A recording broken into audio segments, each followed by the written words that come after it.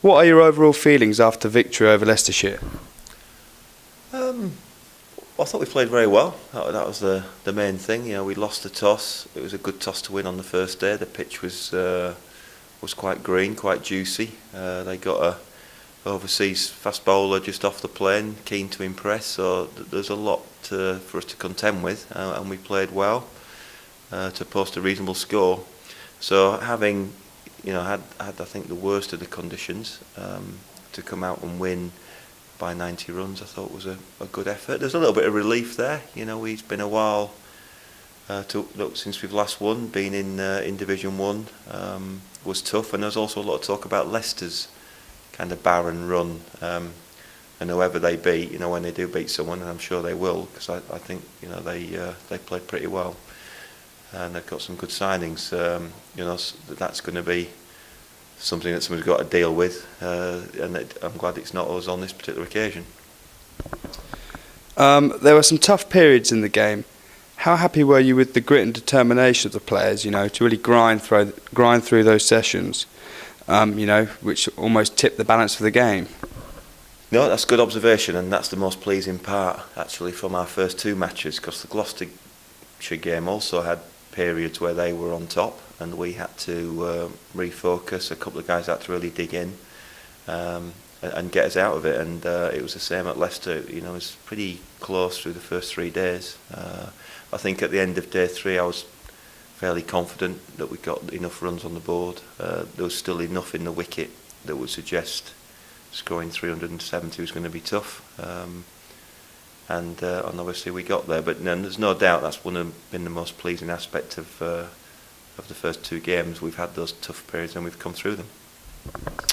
We turn our attention to Sunday now against Lancashire. The team must be full of confidence now.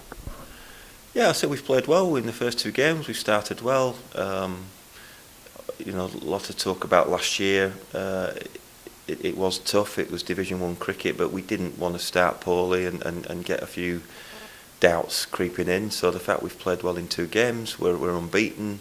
We've got 3 very good fixtures coming up now, back to back, with Lancashire and Surrey here and Derbyshire away, all of whom I expect to be pushing at the top end of the table. So that we're looking forward to those games. We haven't got any injuries. We are going to have to think about resting some of our players through this period, but we've got lads chomping at the bit for an opportunity. So the fact that everybody's fit and well, apart from Graham White, is our only injury. So that's a real positive for us at this period.